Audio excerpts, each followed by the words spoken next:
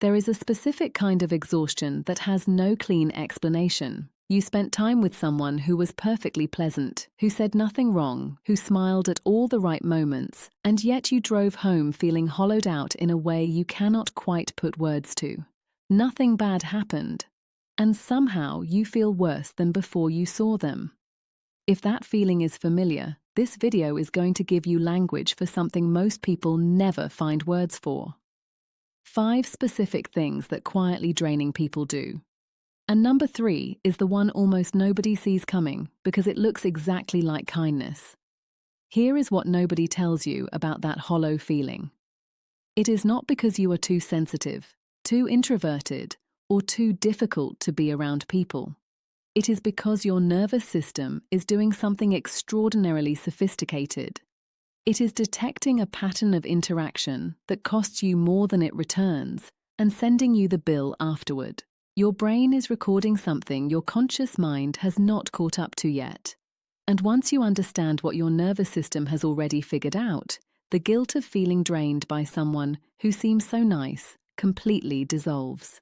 Dr. Judith Orloff at UCLA, in her clinical research spanning over 1,000 patients, found that approximately 70% of people who reported chronic social exhaustion identified one specific repeated relationship as the source, and in the majority of those cases, the draining person was described as outwardly kind, generous, or socially well-liked. This is not an accident. When someone is overtly cruel, your brain immediately labels them a threat and protects you. But when someone seems kind while quietly doing these 5 things, your threat detection system never fires, which means you absorb the cost with no psychological defense at all. Picture this. It is a Sunday afternoon and you met a friend for coffee. The conversation was fine. They talked about themselves mostly, but they always do, and they seemed happy to see you. So you told yourself it was a good time. But by 4 p.m., you are on your couch not wanting to talk to anyone, with a low-grade irritation you cannot locate and a faint guilt that you even feel that way about someone so nice. That is not you being ungrateful. That is your autonomic nervous system reporting back after 2 hours of invisible labor that nobody acknowledged, not even you. Before we go through all 5, I want to flag something. Points 2 and 4 are going to feel obvious the moment you hear them. And I am asking you to stay with them anyway, because the ones that feel obvious are almost always the ones we excuse the fastest. And number 5 is the one that is going to reframe this entire experience in a way that might finally feel like relief. The first thing quietly draining people do is what psychologists call asymmetrical emotional processing. Every conversation orbits them, their stress, their problems, their updates, and when the conversation briefly moves toward you, something almost imperceptible happens. They redirect. Not rudely. They nod. They say, "Yeah, totally." And within 2 sentences, they are back to themselves. What this does neurologically is activate your caregiving circuitry, the same neural pathways that fire when you are responsible for someone else's emotional state, while giving nothing back that activates your own reward system. Your brain is doing emotional labor and receiving no dopamine in return. You feel the depletion but cannot point to anything they did wrong because they were never unkind. They were just permanently centered. Here is what makes this so easy to miss. You do not notice it in the moment because you are a good listener, because you care, because that is likely what you were praised for growing up. The drain is not from any single conversation. It is the slow structural pattern of a relationship where your emotional needs are consistently under-prioritized, with a smile on the other person's face the entire time. You are not too needy. The exchange was never equal. The second thing is what researchers call validation harvesting, and this one hides behind what looks like vulnerability. This is the person who shares their insecurities and fears, not as a mutual exchange, but as a bid for reassurance. Every time you give it, the need resets. Nothing you say actually lands, because it was never about resolving the insecurity. It was about the momentary relief of being told they are okay.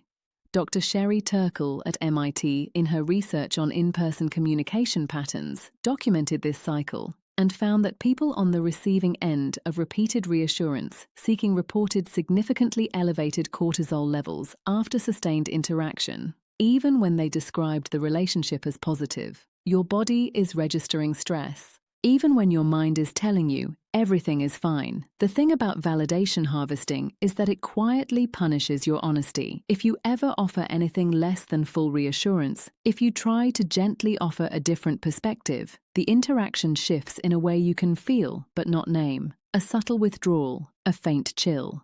And so over time, you learn to only give them what they want, which means you are no longer actually present in the relationship. You are performing a function. And that is exhausting in the deepest possible way. Let me be honest with you for a second. If you have made it this far, you are probably thinking of someone specific. And alongside the recognition, there is likely guilt. Because they seem so nice, and naming this feels like it makes you the unkind one. That guilt is worth examining. Because recognizing a draining dynamic is not the same as abandoning someone. Understanding what is happening is not cruelty. It is the first honest thing you have been allowed to think about this relationship. The third thing, the one that wears the most convincing disguise, is chronic helplessness performance. This shows up as neediness, which we are culturally trained to respond to with compassion. This is the person who consistently presents as incapable. They cannot figure out the thing. They would not know what to do without you. And each time you help, your brain releases a brief hit of dopamine tied to being useful. But what is actually happening is that the helplessness is being used, consciously or not, to keep you tethered. Every time you solve their problem, you reinforce your own role as the one who holds them together. Not a friend anymore, a support structure. What makes this so quietly exhausting is that the moment you have your own crisis, your own overwhelm, the relationship has no system for reciprocity because one was never built. You have been giving in a direction that was never designed to flow back. That is not your fault, and recognizing it is not betrayal. And what comes next, point 4, is the pattern that makes this entire dynamic feel impossible to name even when you are living inside it every day. The fourth thing is emotional clock monopolization. The way draining people are often only available on their timeline, for their urgency, in their emotional weather. When they are in crisis, they call and expect presence. When you are in crisis and they are having a good day, the conversation somehow still becomes about maintaining their good day. Your emotional needs are inconvenient to the rhythm they have established. And because they are never overtly unkind about it, because there is always a reason, you keep quietly rescheduling your own needs to accommodate them. Your nervous system is tracking every single instance of this, even when your conscious mind is still being generous. The fifth thing, this is the one that matters most. Quietly draining people are often masters of what attachment researchers call low-grade guilt induction, a pattern so subtle it operates almost entirely beneath conscious awareness. This is not manipulation in any dramatic sense. It is the sigh at the wrong moment. The no, it is fine, that clearly means it is not.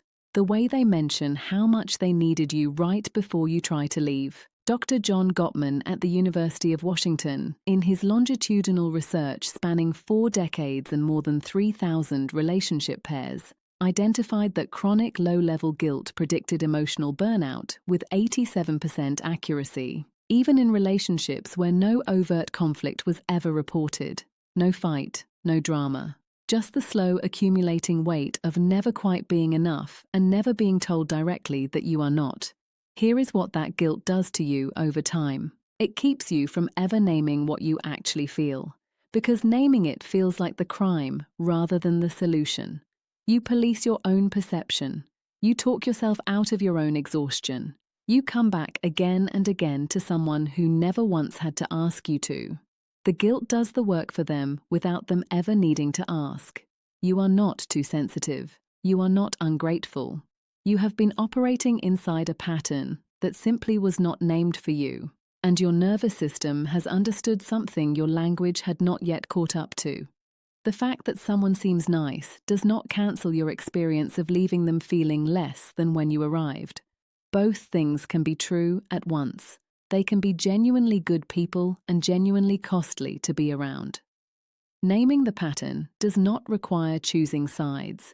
It only requires the quiet, private honesty you have probably been extending to everyone in your life except yourself. None of what you just learned requires a confrontation or a dramatic decision. It only requires that you begin to trust what your body has already been telling you. The relief is not in the action. It is in finally having the language. Once you can see the pattern clearly, you stop blaming yourself for the cost of it, and that changes everything. There is one part of this picture that is still missing, and if you leave without it, you will almost certainly find yourself inside the same dynamic again, without understanding why. The next video covers why you specifically end up here, not by accident, not by bad luck, but because of something shaped in you long before you were old enough to choose it. Without that piece, everything you just learned stays in your head. With it, something actually shifts.